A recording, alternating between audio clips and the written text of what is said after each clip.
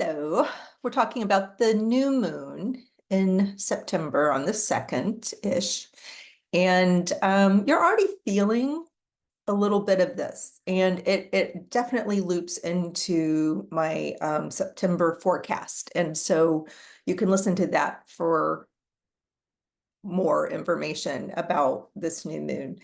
And it's interesting how the whole month retains some of this energy to some degree. So, what I would say is for real, communications are stubborn and entrenched, and or the energy is there. This does not mean it has to be your reality. You may see it around you. You don't have to participate in it, and it's not helpful. If we want, September is all about this kite energy in the chart. I'm looking over here because I'm kind of just eyeballing the chart, but it's all about this kite energy where some things can really fly and in the best possible way. Like they can lift off, things can take flight. Think about ideas, relationships. Relationships are actually heavily featured, but whenever you hear the word relationship from me, unless I specifically say it's romance, it isn't. Or can include romance, but it includes any interpersonal relationships. It can be with your best friend or potential friends. It can be with, like if you're trying to get clients or build your business, or those are relationships you're building. If you don't think that, you think it's just about money, it's about the relationships. And it's about like if you're interviewing for a job and you want a job, it's about signing contracts with people to develop a contractual relationship.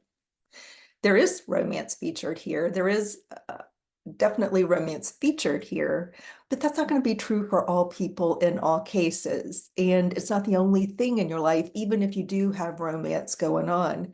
It is a nice month for that if and when you can figure out how to be more, or be less stubborn, be more flexible, be less stubborn. And you have help here from the mutable signs, but you don't have as much help from the fixed signs. And so it's learning, and I emphasize the word learning because Saturn is heavily featured here. Saturn actually helps you when, and only when, you're learning how to do things in a new way. You're learning how to do some of these other things I talked about, learning how to be less stubborn, how to listen. And listening in my coaching world, we talk about how listening is not the ability to hear stuff with your ears. That's not listening. That's what most people tend to do unless they've really practiced the art of listening or somehow are just magically good at it.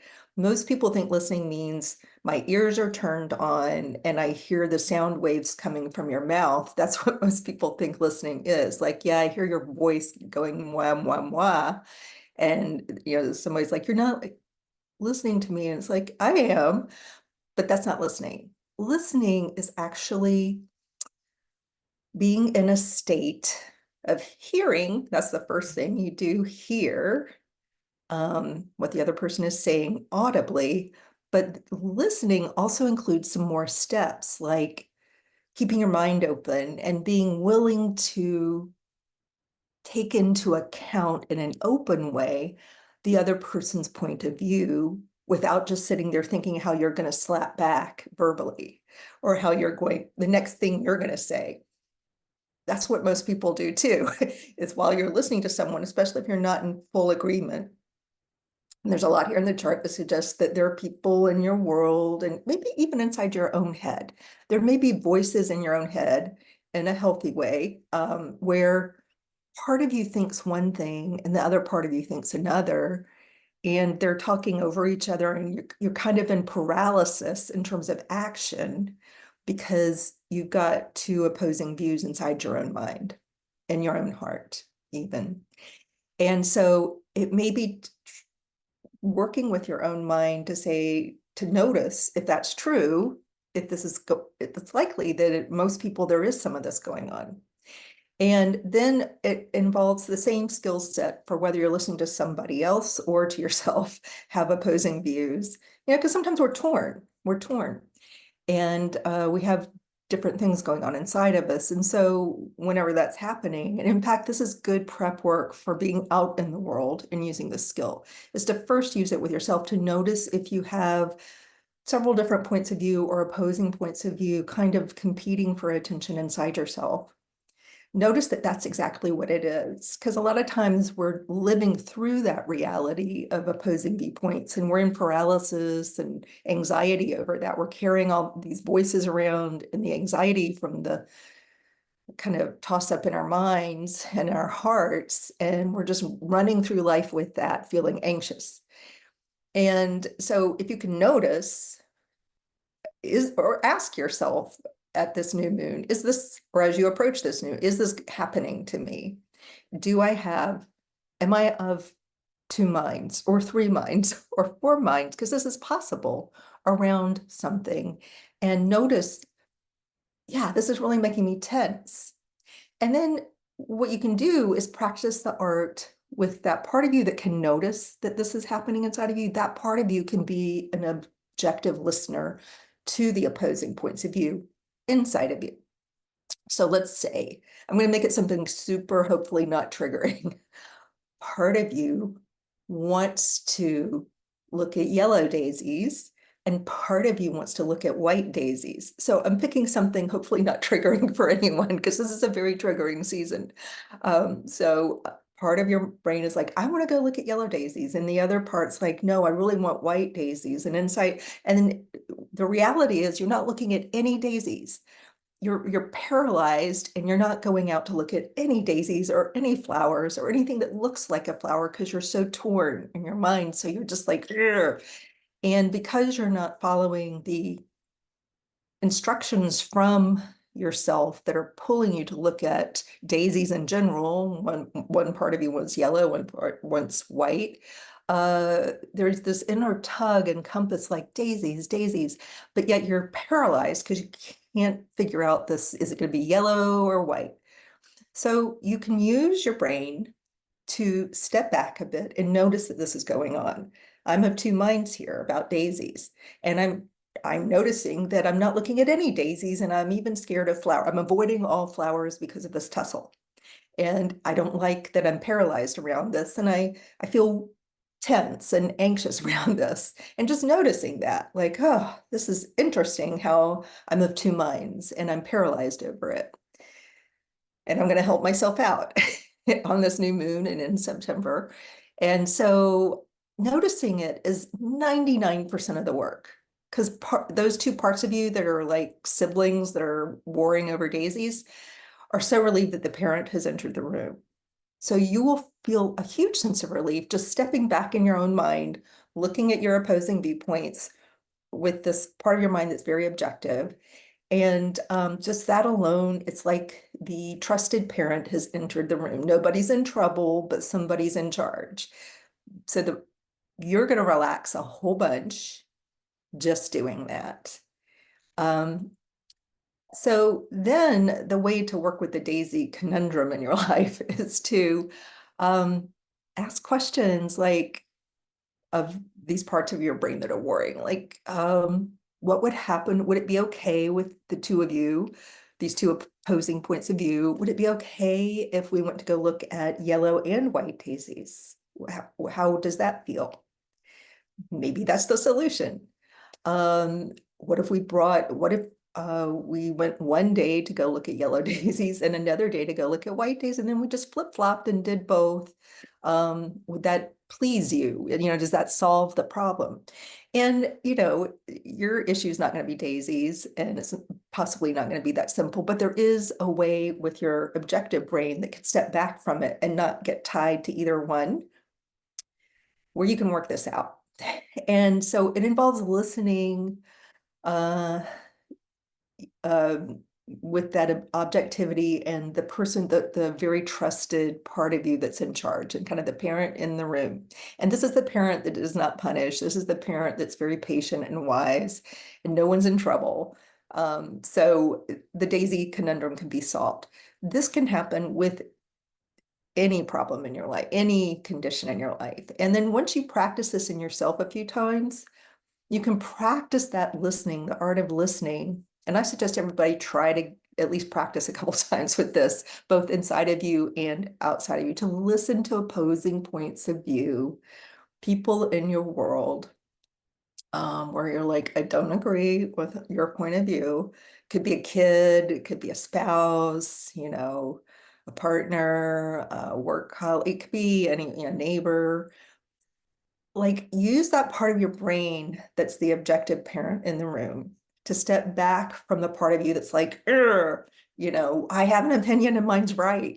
Step back from that and be able to see that part of yourself that has a really strong opinion. And just that alone is going to bring your blood pressure so far down. Just using that part of your objective brain, that part of you that's wise and mature and stable and trusted. Once that part of you enters the room more fully, everyone calms down, all the pieces inside of you. And it's also very calming in your space. People around you will seemingly magically be calmer too once that part of you is more engaged. And that's the part you try to engage. And it's hard, it is legit hard to engage when you're listening to somebody with an opposing point. It requires patience and maturity, and not the ego part of us that wants to jump in and be right, because we do, this isn't Virgo new moon, but Virgo also is mutable and a very fast pivoting kind of thinker. It's like, and then Gemini's activated here. So if you can use your Gemini and Virgo parts of you, which everyone possesses, and you have a lot of help here from the new moon and from Jupiter and from Mars, you use these parts of yourself that are very facile, very flexible, very quick. Everyone possesses this. Now, this is also the part of you that if you get dug into other parts of yourself, you'll be more rigid. But now that you know the trick, and you know that really the larger kind of, I don't know, divine request of everybody is to learn how to communicate and listen more effectively, and this will get you further in your own life. This skill set will benefit you the rest of your life if you practice it and get better at it. Are you going to be perfect at first? Absolutely not. After 10 tries at it and getting somewhat better, will you still be perfect? Absolutely not. It's a lifelong lesson, which makes it so fun because you're always learning, right? But once you know that that is what you're learning and that this will help you, and you'll find evidence for this once you try it. You'll find little pieces of evidence, like it'll actually feel good, even if it was hard. Like, I know I can attest that I did try to do this. Was I perfect at it? Probably not. I'm going to answer it for you. Probably not, because none of us are. But did I notice that I improved? Yeah, and I'm going to feel good about that. I'm going to feel good that I tried and that I made a teeny bit of progress, maybe more than that, maybe more than teeny. So that's the new moon, new ways of listening and communicating, and people in general are kind of waking up. And you help everyone wake up to these new ways of doing things when you can do it. There's like the 100 monkey effect, where the more of us who learn how to do this, the better for everyone. And more people, it's like little lights, little candle lights popping on all over the planet. So you're not just helping yourself, you're also helping others. And people around you who are trying this are helping you. So that is the new moon. So in terms of planting seeds for something new, this is really a skill set, but it'll take you far, and you'll be shocked how far it takes you if you practice it. All right, take care.